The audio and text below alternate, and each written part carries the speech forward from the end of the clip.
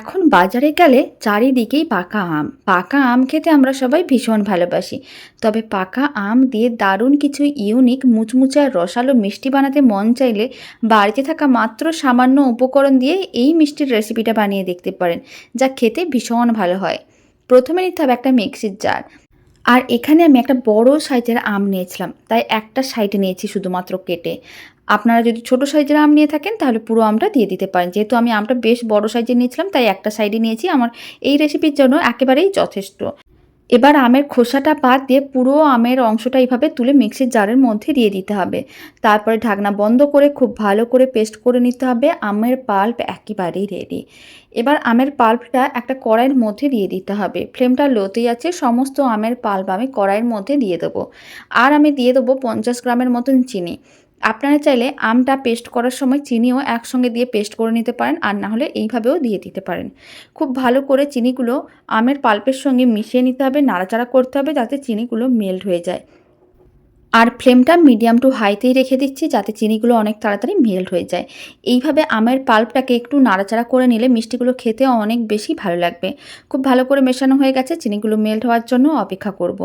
যখনই দেখবেন চিনিগুলো মেল্ট হয়ে আসছে তখন মিশ্রণটার মধ্যে দিয়ে দিতে হবে কিছুটা পরিমাণ, খুব বেশি না, সামান্য পরিমাণ দিতে হবে জল। ঠিক যতটা আমি চিনি নিয়েছিলাম ঠিক ততটাই জল দিচ্ছি, মানে ওই মেজারিং কাপ মেপেই জল দিয়ে দিলাম। জল খুব ভালো করে একসঙ্গে মিশিয়ে নিতে হবে। খুব ভালো করে যখন মেশানো হয়ে যাবে আর কোনো রকম যখন দলা থাকবে না, মিশ্রণটা যখন একেবারেই মসৃণ হয়ে যাবে, তখন কিন্তু জলের মধ্যে দিয়ে দিতে হবে কিছুটা পরিমাণ গুঁড়ো দুধ। গুঁড়ো দুধ দেওয়ার কারণে মিষ্টিগুলো খেতে অনেক বেশি ভালো লাগবে। এখানে আমি যতটা ঠিক জল নিয়েছিলাম ততটাই গুঁড়ো দুধ নিচ্ছি। আর ফ্লেমটা লোতে রেখে গুঁড়ো দুধটা দিয়ে খুব ভালো করে একসঙ্গে মিশিয়ে নিতে হবে। লো ফ্লেমে গুঁড়ো দুধ ভালো করে মেশাতে হবে, নাহলে কিন্তু দলা পাকিয়ে যাবে যদি ফ্লেমটা মিডিয়াম বা হাইতে থাকে। তাই লো ফ্লেমে খুব ভালো করে একসঙ্গে মিশিয়ে নিতে হবে যাতে মিশ্রণটা একেবারেই মসৃণ হয়। গুঁড়ো দুধ খুব ভালো করে মেশানো হয়ে গেছে। এখন মিশ্রণটির মধ্যে দিয়ে দিচ্ছি ওই মেজারিং কাপের ততটাই ঠিক 50 গ্রামের মতন চালের গুঁড়ো দিয়ে দিলাম। যতটা গুঁড়ো দুধ নিয়েছিলাম ঠিক ততটাই চালের গুঁড়ো দিয়ে দিলাম। ফ্লেমটা লোতে রেখে চালের গুঁড়ো খুব ভালো করে মিশিয়ে নিতে হবে। প্রথমে আমি অল্প একটু চালের গুঁড়ো দিলাম, পরে বাকি চালের গুঁড়োটাও দিয়ে দেবো। আর এইভাবে যদি মিষ্টির রেসিপিটা বানানো যায় অনেক বেশি মুচমুচে হয় আর রসালো হয়, খেতে দারুণ লাগে। খুব ভালো করে চালের গুঁড়ো মেশানো হয়ে গেছে। আপনারা দেখুন মিশ্রণটা বেশ নরম মনে হচ্ছে। ঠিক এই সময় যতটা আমি চালের গুঁড়ো আগে দিয়েছিলাম ঠিক ততটাই চালের গুঁড়ো নিয়ে আবারও দিয়ে দেবো। খুব ভালো করে আবারও লো ফ্লেমে মিশিয়ে নিতে হবে আর একটা ডোয়ে পরিণত করতে হবে। ঠিক এইভাবেই কিন্তু লো ফ্লেমে মেশাতে হবে, তাহলে ডোটা রেডি হবে খুব সুন্দরভাবে। আর যখন খুব ভালো করে সমস্ত কিছু মেশানো হয়ে যাবে, ডোয়ে পরিণত হয়ে যাবে, কড়াই থেকে মিশ্রণটা আলাদা হয়ে যাবে, ঠিক তখন ফ্লেমটা অফ করে দিতে হবে আর ঠান্ডা করে নিতে হবে। মোটামুটি হাত দেওয়া যাবে এরকমই ঠান্ডা করে নিতে হবে। মোটামুটি 4-5 মিনিট এইভাবে রেখে ঠান্ডা করে নিয়েছিলাম। এখন আমি যতটা চালের গুঁড়ো নিয়েছিলাম তার হাফ আমি দিয়ে দিলাম ময়দা। অল্প একটু ময়দা দিলে খুব সুন্দরভাবে রেডি হবে, বা তেলে দেওয়ার সময়, চিনি শিরার মধ্যে দেওয়ার সময় ভেঙে যাবে না, খেতে ভালো লাগবে। সমস্ত কিছু একসঙ্গে খুব ভালো করে মিশিয়ে নিতে হবে। খুব ভালো করে মিশিয়ে নিয়ে একটা ডো রেডি করতে হবে। ঠিক রুটি পরোটা করার জন্য ঠিক যেরকমই ডো রেডি করি সেরকম করেই ডোটা রেডি করতে হবে। আর হালকা গরম থাকবে, এই অবস্থায় ভালো করে মেখে নিতে হবে। তাহলে কিন্তু ডোটা অনেক বেশি নরম হবে বা মাখতে সুবিধা হবে। ঠান্ডা হয়ে গেলে শক্ত হয়ে যেতে পারে। খুব ভালো করে মেখে নিয়েছিলাম, ডো একেবারেই রেডি। আর ডোটা কতটা সফট হয়েছে আপনারাই দেখুন, একেবারে সফট একটা ডো হয়েছে। এবার ডোটা এক সাইডে রেখে দিতে হবে। এখন চিনির শিরা রেডি করে নেব। তার জন্য কড়াইটাকে ভালো করে ধুয়ে পরিষ্কার করে গ্যাসের ওভেনের ওপরে বসিয়ে দিলাম। 1 কাপ চিনি দিয়েছি। এবার যতটা চিনি নিয়েছিলাম তার আমি 1.5 গুণ জল দিয়ে দিচ্ছি। প্রথমে আমি 1 কাপ চিনি নিয়েছিলাম, চায়ের কাপের 1 কাপ চিনির জন্য আমি এখানে দিয়ে দিলাম চায়ের কাপের 1.5 কাপ জল দিয়ে দিলাম। এখন চিনি শিরাটা যাতে ফ্লেভারফুল হয় আর মিষ্টিগুলো খেতে ভালো লাগে, তার জন্য দিয়ে দিচ্ছি অল্প করে একটু mango food colour. Food colour একেবারেই অপশনাল, আপনারা চাইলে দিতে পারেন, নাও দিতে পারেন। ফুড কালার বা ম্যাঙ্গো এসেন্স আপনারা যে কোনো কেকের দোকানে পেয়ে যাবেন। আর 2 ফোঁটার মতন ম্যাঙ্গো এসেন্স দিয়ে দিলাম। এতে মিষ্টিগুলো খেতে দারুণ লাগবে, স্বাদে গন্ধে একেবারে ভরপুর হবে। তবে আপনাদের কাছে না থাকলে নাও দিতে পারেন। খুব ভালো করে সমস্ত কিছু একসঙ্গে মিশিয়ে নিতে হবে। ফ্লেমটা মিডিয়াম টু হাইতে করে এইভাবে কিছুক্ষণ রেখে দিতে হবে যাতে চিনিগুলো মেল্ট হয়ে যায় অনেক তাড়াতাড়ি। আর ফ্লেমটা মিডিয়াম টু হাইতে রাখলে চিনিগুলো অনেক তাড়াতাড়ি মেল্ট হয়ে যাবে, চিনির শিরাটাও রেডি হয়ে যাবে। আর মাঝে মাঝে এইভাবে একটু নাড়াচাড়া করে দেখে নিতে হবে চিনিগুলো ভালো করে মেল্ট হয়েছে কিনা। 3 মিনিট পরে দেখাচ্ছি। আপনারা দেখুন চিনিগুলো মেল্ট হয়ে গেছে, চিনি শিরাও রেডি হয়ে গেছে।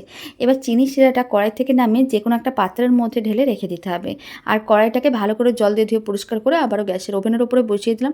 কড়াইয়ের মধ্যে বেশ কিছুটা পরিমাণ সাদা তেল খুব ভালো করে গরম করে নিতে হবে। সাদা তেল যখন খুব ভালো করে গরম করা হয়ে যাবে তারপরে কিন্তু মিষ্টিগুলো রেডি করতে হবে। আমি যে ডোটা রেডি করেছিলাম সেখান থেকে কিছুটা পরিমাণ অংশ নিয়ে নিলাম, তারপর হাতের মুঠোর মধ্যে নিয়ে গোল করে এইভাবেই কিন্তু ডোটা রেডি করতে হবে। ছোট ছোট করে ডোর থেকে অংশগুলো নিতে হবে। আর এরকম একটা গ্রেটার নিয়েছি, একটু বড় সাইজের গ্রেটার নিয়েছি, তাহলে মিষ্টিগুলো বানাতে অনেক সুবিধা হবে। এবার গ্রেটারেও অল্প করে একটু তেল ভালো করে ব্রাশ করে রেখেছিলাম। এখন এরকমই একটা করে ছোট্ট লেচি নিতে হবে আর এইভাবে গ্রেটারের ওপরে প্রেস করতে হবে, তাহলেই দেখতে পাবেন মিষ্টিগুলো খুব সুন্দরভাবে লম্বা লম্বা হয়ে গরম তেলের মধ্যে চলে আসবে। ফ্লেমটা মিডিয়াম টু হাইতেই আছে। ঠিক এইভাবেই কিন্তু অল্প করে ডো ভালো করে গ্রেটারে এইভাবে প্রেস দিয়ে ঘষে নিতে হবে, তাহলে কিন্তু মিষ্টিগুলো রেডি হয়ে যাবে। আর একটু এইভাবে ঝাঁকিয়ে নিতে হবে, তাহলে যেগুলো গ্রেটারে আটকাচ্ছে সেইগুলো কিন্তু গরম তেলের মধ্যে চলে আসবে। তারপর উল্টে পাল্টে হালকা লাল করে ভেজে নিতে হবে। যখনই দেখবেন মিষ্টিগুলো হালকা লাল করে ভাজা হয়ে গেছে, তার মানে বুঝে নিতে হবে মিষ্টি ভাজা একেবারে রেডি। এই মিষ্টিগুলো ভীষণ মুচমুচে হয়, খেতে দারুণ লাগে। এবার এই মুচমুচে মিষ্টিগুলোকে আপনারা গরম চিনি শিরার মধ্যে দিয়ে দেবেন। যেই চিনি শিরাটা আমি আগেই রেডি করে রেখেছিলাম সেই গরম চিনি শিরার মধ্যে দিয়ে দিতে হবে। আর আপনাদের যদি মনে হয় হালকা মিষ্টি খেতে পছন্দ করেন তাহলে এইভাবেও ভেজে দেখতে পারেন, খেতে দারুণ লাগবে। আর না হলে এইভাবে একটু গরম চিনি শিরার মধ্যে দিয়ে দেবেন, অনেক বেশি মুচমুচে আর রসালো হবে, খেতে দারুণ লাগবে। এখন চিনি শিরার মধ্যে দিয়ে এইভাবে 5 মিনিটের মতন রেখে দিতে হবে। আর বাকিগুলো আমি একইভাবে রেডি করে তারপরে আমি আপনাদের একসঙ্গে দেখাচ্ছি। বাড়িতে বানিয়ে দেখতে পারেন, খেতে ভীষণ ভালো হয়। বানানোর জন্য খুব বেশি উপকরণের প্রয়োজন পড়বে না। একইভাবে আবারও বেশ কিছুটা পরিমাণ ডোর থেকে অল্প করে একটু অংশ নিয়ে গ্রেটারের সাহায্যে এইভাবে কিন্তু গরম তেলের মধ্যে দিয়ে দিয়েছিলাম। একইভাবে হালকা লাল করে ভেজে নিয়েছিলাম আর গরম চিনি শিরার মধ্যে তুলে এইভাবে দিয়ে দিতে হবে। আর 5 মিনিটের মতন এইভাবে রেখে দিতে হবে। সমস্তগুলো রেডি করে নিতে হবে একইভাবে। সমস্ত রেডি করা হয়ে গেছে, চিনি শিরার মধ্যে দিয়ে দিয়েছিলাম। এইভাবে একটু উল্টে পাল্টে নিতে হবে। তারপরে 5 মিনিট গরম চিনি শিরার মধ্যে রেখে তারপরে কিন্তু তুলে যে কোনো একটা প্লেটের মধ্যে সার্ভ করে নিতে হবে। দেখতে যত না ভালো হয়, খেতে অনেক বেশি ভালো হয়। বাড়িতে অবশ্যই বানিয়ে দেখতে পারেন। 5 মিনিট হয়ে গেলে তারপর আমি আপনাদের দেখাচ্ছি। 5 মিনিট হয়ে গেছে।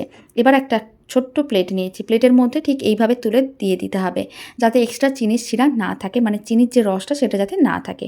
অনেক বেশি মুচমুচে আর রসালো হয়, খেতেও দারুণ লাগে। বাড়িতে বানিয়ে দেখতে পারেন। মাত্র সামান্য কয়েকটি উপকরণ দিয়ে বানানো যায়।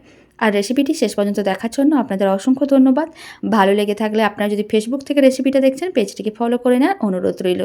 ইউটিউব থেকে দেখলে চ্যানেলটি সাবস্ক্রাইব করে নেওয়ার অনুরোধ রইল। পাশে থাকা বেল আইকনটি প্রেস করে নেবেন নতুন রেসিপির আপডেট সবার আগে পাওয়ার জন্য। বাড়িতে বানালে কমেন্ট বক্সে জানাতে একেবারেই ভুলবেন না খেয়ে কেমন লাগলো। তো চলুন, ভিডিওটা আমি এখানেই শেষ করছি। আপনারা সবাই ভালো থাকবেন, সুস্থ থাকবেন। আপনাদের সঙ্গে আবার নতুন রেসিপি নিয়ে দেখা হচ্ছে।